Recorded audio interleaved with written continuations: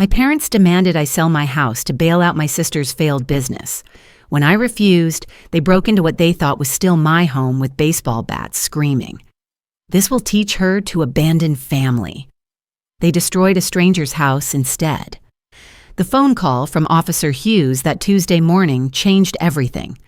I was sitting in Sebastian's kitchen, coffee growing cold in my hands, as the reality of what my parents had done sank in.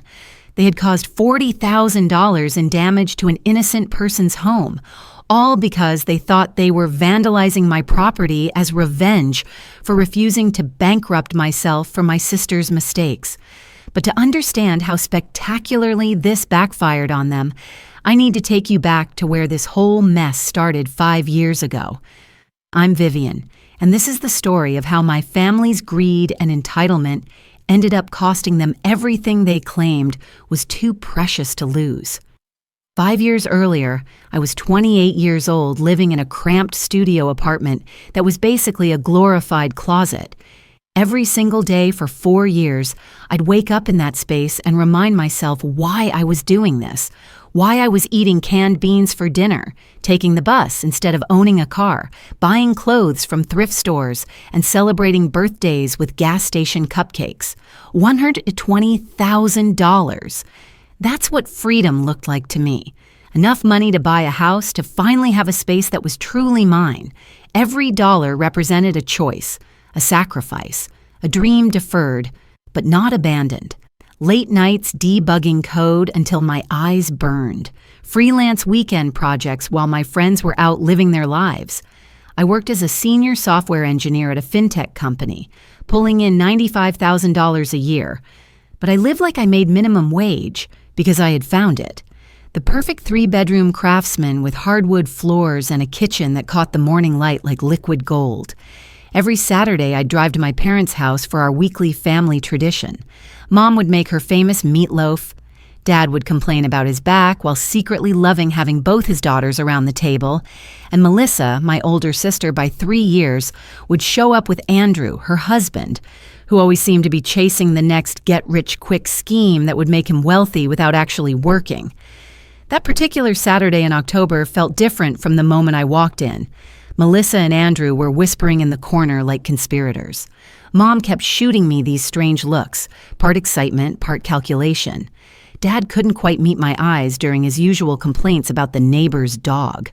I was too caught up in my own excitement to pay attention to the warning signs. I had pictures of the house on my phone, ready to share my joy with the people who were supposed to celebrate my success. "Melissa has some wonderful news," Mom announced as we settled around the dining room table, her voice carrying that particular tone she used when she was about to ask for a favor. What happened next still makes my stomach drop when I think about it. Melissa didn't just tell us about her new business venture. She gave us a full presentation, printed charts, graphs, projected revenue streams, market analysis. This was her 3rd attempt at entrepreneurship, and apparently she'd learned nothing from the first 2 spectacular failures that had forced my parents to remortgage their house to pay off her debts. "I've learned from my mistakes," she said, her eyes bright with that dangerous combination of desperation and delusion that I'd seen too many times before. "This time, I have everything figured out. I just need capital for initial development and marketing." Andrew nodded beside her like the perfect supportive husband, playing his role to perfection. "The projections show we could double our investment within 2 years. That's when they all turned to look at me, not casual glances, but deliberate, expectant stares that made something cold settle in my chest. "Why are you all looking at me like that?" I asked, though part of me already knew the answer. Melissa's voice took on that sweet, manipulative tone she'd been perfecting since we were kids. "Well, I know you're saving for a house, and Mom mentioned you have about $120,000 saved up." The room went silent except for the sound of my heartbeat pounding in my ears. They had discussed my finances. They had calculated exactly how much I was worth to them. I wasn't their daughter, their sister. I was a walking ATM with a convenient family connection. "I'm not investing my house money in your business, Melissa." The words came out sharper than I intended, but honestly, I was shocked by the audacity. This wasn't a small favor between siblings. This was my entire future. They were asking me to gamble on Melissa's track record of spectacular business failures. Melissa's face crumpled like I'd physically struck her. But if you help me now, in 2 years, I'll give you back $240,000. You could buy an even better house then. I actually laughed. I couldn't help it. The absurdity of it all. The woman who'd failed at business twice was asking me to trust her with my life savings based on nothing but optimism and pie-in-the-sky projections. Melissa, you've already failed at business twice. Maybe it's time to stop with these schemes and get a regular job like the rest of us. That's when everything exploded. Melissa burst into tears and ran from the room like we were still teenagers having a dramatic fight. Andrew called me heartless and followed her.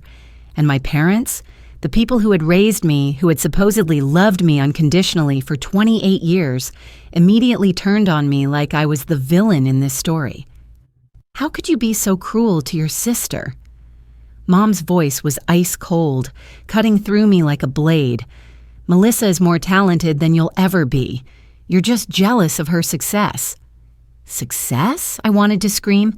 What success? The 2 bankruptcies, the creditors calling their house at all hours, the stress that had given Dad panic attacks and sent him to the emergency room?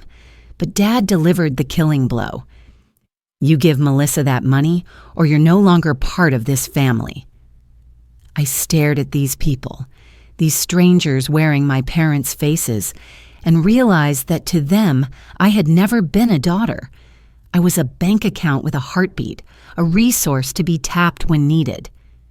I'm not giving her my money, I said quietly.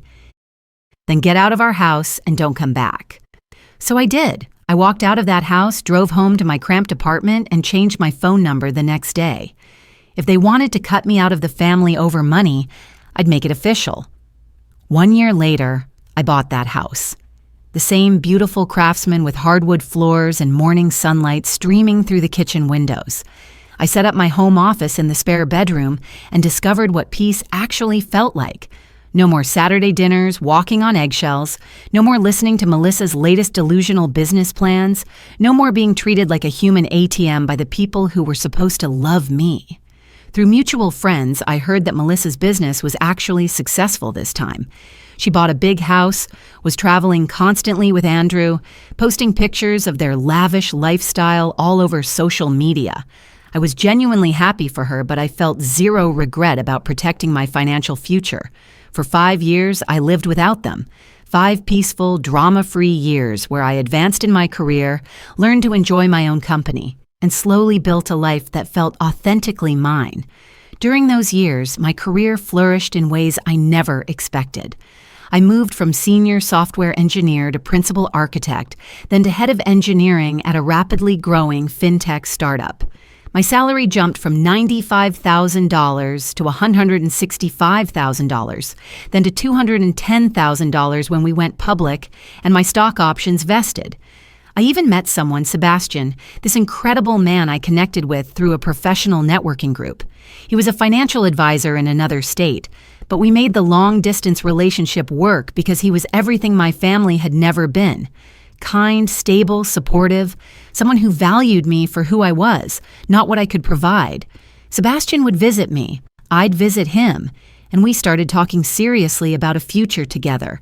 I was actually considering selling my house to move to his state and start fresh somewhere new with someone who genuinely cared about my happiness. That decision would prove to be the most strategically brilliant move I never planned to make. Then, on a Tuesday morning that started like any other, I got an email that changed everything. It came to my old email address, the one I barely checked anymore. The sender's name made my stomach drop. Mom.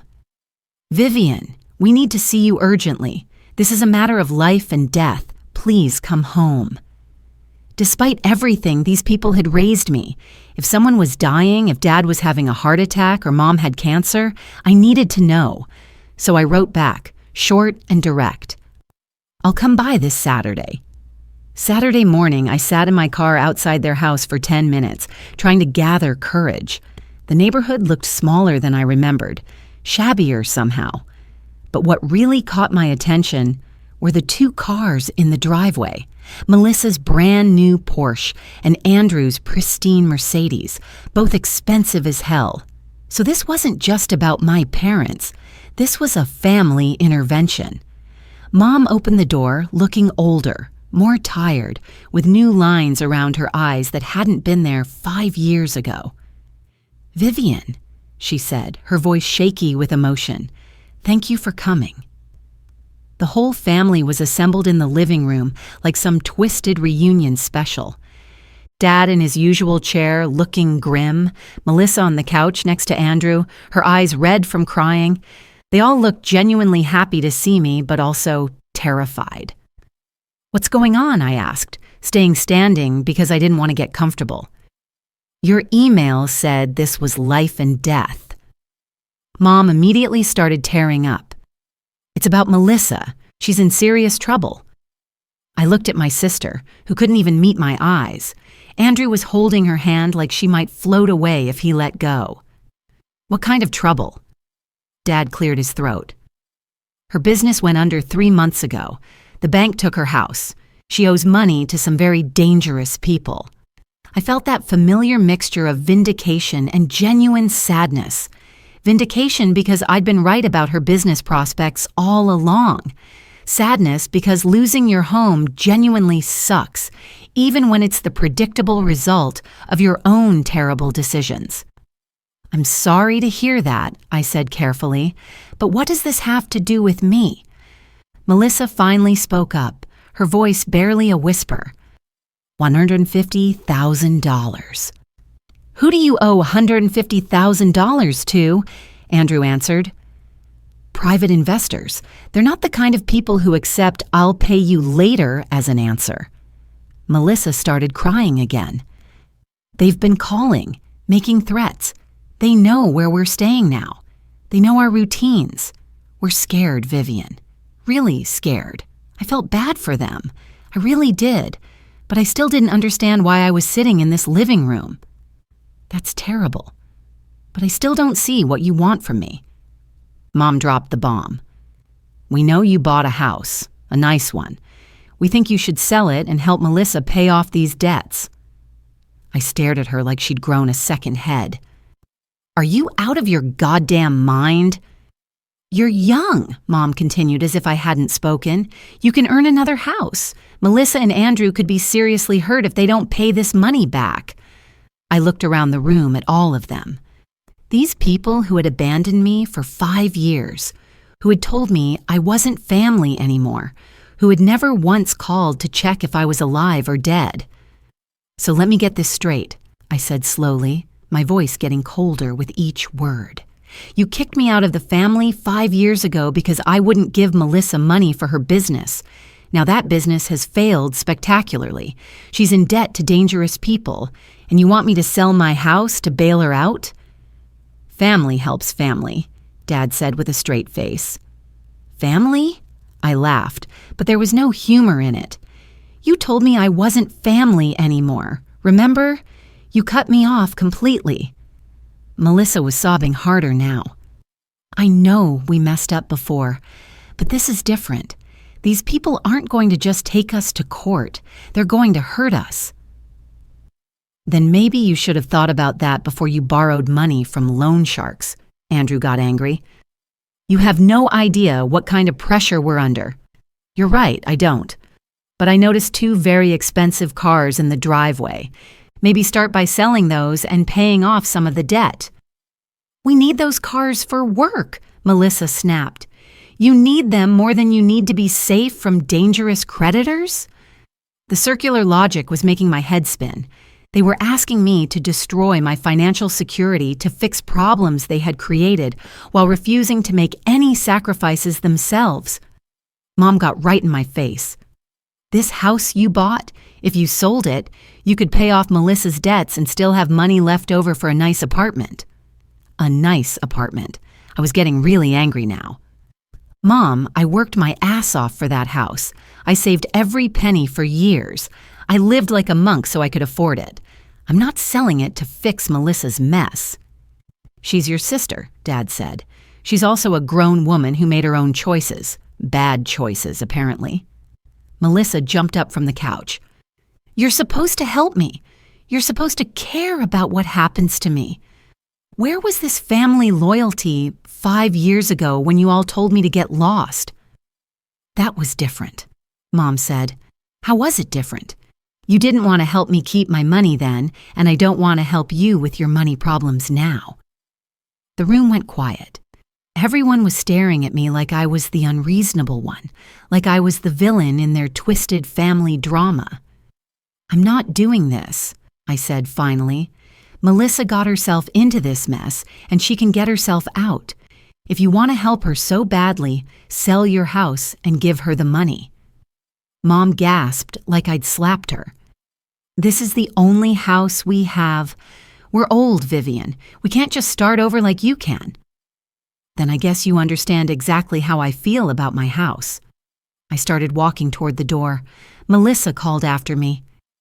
You're making a huge mistake. These people don't mess around. I turned back to look at her. Neither do I. I left them all sitting there and drove home feeling lighter than I had in years. As soon as I got back to my house, I blocked Mom's email address. I was done with their drama forever. For about a week, things were peaceful. Sebastian called every day, supportive and understanding as always. You did the right thing, he kept saying. They can't just show up after 5 years and demand you fix their problems. I was actually feeling pretty good about my decision. Sure, I felt bad that Melissa was in trouble, but that wasn't my fault or my responsibility. I had my own life to worry about. Then Tuesday morning happened, and everything changed in ways I never could have predicted. I was in my kitchen making coffee, looking forward to a productive workday, when I heard a car door slam outside. I looked out the window and nearly dropped my mug. Mom and Dad were walking up my driveway like they owned the place. What are you doing here? I asked when I opened the door. How did you even get my address? Mom looked proud of herself. Melissa hired a private investigator. A private investigator? Are you serious right now? Dad was looking around at my house with calculating eyes, and I could practically see dollar signs spinning in his head. This is a nice place, he said. Get off my property. But Mom pushed past me and walked right into my house, like she had every right to be there. Dad followed her. I was so shocked by their audacity that I just stood there for a second. Don't make yourselves comfortable, I said. You're not staying. Mom was walking around my living room, touching things, examining everything like she was conducting a real estate appraisal. If you sold this house, you could easily pay off Melissa's debt and still have plenty left over for a smaller place, maybe a nice apartment. I already told you I'm not selling my house. But look at all this space, Dad said, spreading his arms out. It's just you living here. You don't need all this room. What I need is none of your business. Mom turned to me with tears in her eyes again. Melissa is really scared, Vivian. These men called her yesterday. They know where she and Andrew are staying now. They said if they don't get their money by the end of the month, something bad is going to happen. Then maybe Melissa should go to the police. The police can't help with this, Dad said. These aren't the kind of people who care about restraining orders. I was getting more frustrated by the second. That's still not my problem. You both need to leave now. We're not leaving until you agree to help your sister, Mom said, crossing her arms like a stubborn child. Then I'm calling the police. I pulled out my phone and started dialing. Dad grabbed my arm. Don't be ridiculous. Let go of me. I shook him off. I'm calling them right now if you don't get out of my house. They could tell I was serious. Mom started crying harder. Fine, but this isn't over, Vivian. If something happens to Melissa, it's on your head. And if something happens to my financial security because I bail out her bad decisions, that would be on my head too. At least this way, only the person who made the mess deals with the consequences. Dad pointed his finger at me. You're going to regret this. Family is supposed to stick together. You didn't think that 5 years ago. After they finally left, I made a decision that would prove to be absolutely brilliant. I called the realtor I'd been talking to about maybe selling my house to move in with Sebastian. "Hey, it's Vivian. Remember we talked about putting my house on the market? I need to sell it as fast as possible. I'm willing to take a 5% discount if that helps move things along." "Well, that's interesting timing. I actually have a buyer who's been looking in your area. With that kind of discount, I think he'd be very interested." 3 days later, he called me back with an offer. It was lower than I'd hoped, but fair considering the quick sale. I accepted immediately. Sebastian was confused when I told him. "Why the rush?" I explained about my parents showing up at my house uninvited, their threats, their refusal to leave when asked. "I don't trust them, Sebastian. I think they're going to keep harassing me. Maybe even do something crazy. I'd rather sell the house and get the money somewhere safe where they can't see it or use it as leverage against me." "That's probably smart. And hey, this means you can come stay with me sooner than we planned." That made me smile for the first time in days. "Are you okay with me staying at your place while I look for a new house in your area?" "Are you kidding? I've been hoping you'd move here. This just speeds up our timeline." The closing happened fast. Within a week, all the paperwork was done and the house was officially sold. Sebastian drove out to help me pack everything up and move it to his place. It felt good to have him there, to not be dealing with the stress alone. As we were loading the last of my boxes into the moving truck, I looked back at the house one more time. I'd been genuinely happy there. I'd worked incredibly hard to afford it, but I felt good about my decision to sell. "You okay?" Sebastian asked, putting his arm around me. "Yeah, I'm good. Let's get out of here."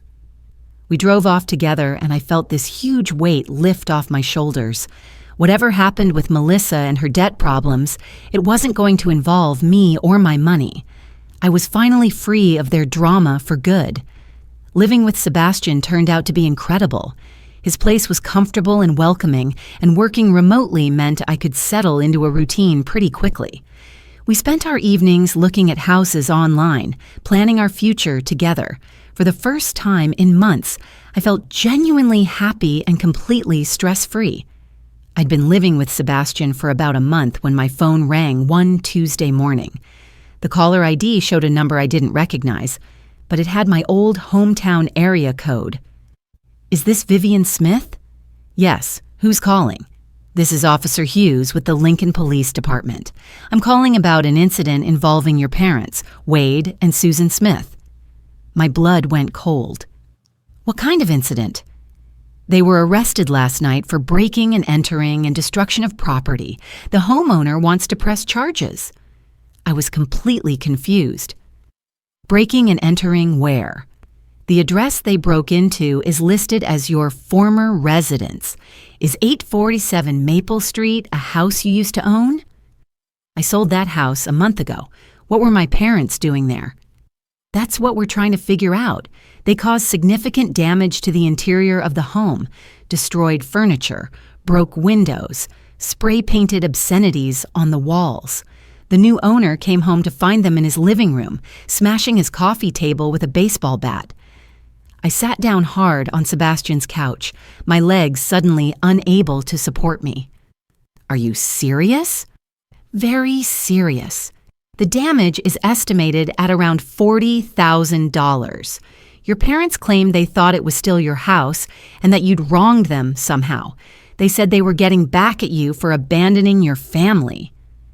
I told Officer Hughes everything. About Melissa's debts, about them showing up at my house uninvited, about the whole 5-year family drama that had led to this moment. He listened patiently and took detailed notes. "So they didn't know you'd sold the house?" "Obviously not. They probably went there to vandalize my property as revenge for not giving Melissa money. Instead, they destroyed some innocent person's home." "That's exactly what it looks like. The problem is, they destroyed someone else's property instead of yours." After I hung up, I told Sebastian what had happened. He was as shocked as I was. "That's insane, Vivian. They could have been shot. What if the homeowner had been armed and thought they were dangerous intruders? I hadn't even thought of that. My parents could have been killed over this stupid vendetta, this pathetic attempt at revenge. Over the next few weeks, I got regular updates from the police and from mutual friends back home about what was happening with my parents' case. The legal proceedings were moving forward, and the reality of their situation was becoming clear. Mom and Dad were facing serious criminal charges, but their lawyer managed to work out a plea deal. They admitted guilt in exchange for avoiding jail time, but they had to pay full restitution to the homeowner they'd terrorized. $40,000 for property damage, plus legal fees, plus court costs. It ended up being close to $60,000 total. My friend Catherine called me with the complete story a few weeks later. "Vivian, your parents had to sell their house. They couldn't afford the restitution any other way." The irony was absolutely staggering. They had sold the house they claimed was their only asset, the one they said they were too old to replace. "And here's the kicker," Catherine continued. "After paying everything they owed to the court and the homeowner, they gave the remaining money to Melissa for her debt problems. So they had ended up doing exactly what they demanded I do, but with their own house instead of mine." "That's not even the best part," Catherine said. "Melissa's creditor problems? Turns out they weren't as scary as she made them sound. The dangerous people were just a legitimate investment firm that was threatening to sue her. No broken kneecaps, no mysterious accidents, just regular legal action. So Melissa had lied about being in physical danger. She had manipulated everyone, including our parents, into thinking her life was at risk, when really she was just facing a completely normal lawsuit." "Where are Mom and Dad living now?" I asked. "They're renting a small apartment with Melissa and Andrew, all four of them crammed into a 2-bedroom place. From what I hear, it's not going well. Lots of fighting, lots of tension." A few months passed, and I heard through the grapevine that my family was trying to contact me through mutual friends. They wanted to apologize, to explain themselves, to somehow rebuild our relationship. Every time someone brought it up, I said no. Catherine called me one more time about it. "Your mom asked me to tell you she's sorry. She said they realized they handled everything wrong, that they made terrible mistakes." "It's too late for sorry," I told her. "They spent 5 years not caring whether I was alive or dead. Then they demanded I bankrupt myself for Melissa's mistakes. Then they committed actual crimes because I wouldn't do what they wanted. I'm done." "But they're family, Vivian." "No, they're not. Family doesn't abandon you for 5 years and then show up demanding money. Family doesn't hire private investigators to stalk you. Family doesn't break into houses with baseball bats because they don't get their way." Sebastian had been listening to my side of the conversation. When I hung up, he took my hand and squeezed it gently. "You okay?" "I'm perfect, actually." And I was. We'd found a house we both loved and were preparing to make an offer. I was doing incredibly well at work and had even gotten a significant promotion. Most importantly, I didn't have to deal with their endless drama anymore. He smiled at me with that look that still made my heart skip.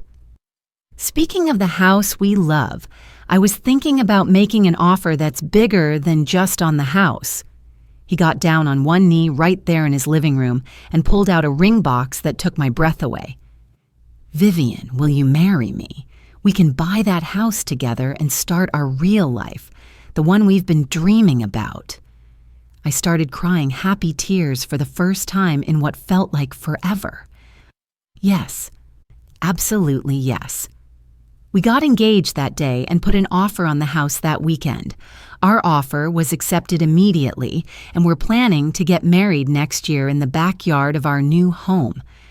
Sometimes I think about my family and wonder if I made the right choice, cutting them off completely. Those moments of doubt usually last about 30 seconds, and then I remember how peaceful my life has been without their constant manipulation and emotional terrorism. Melissa created her own problems through a series of terrible business decisions and an inability to learn from her mistakes.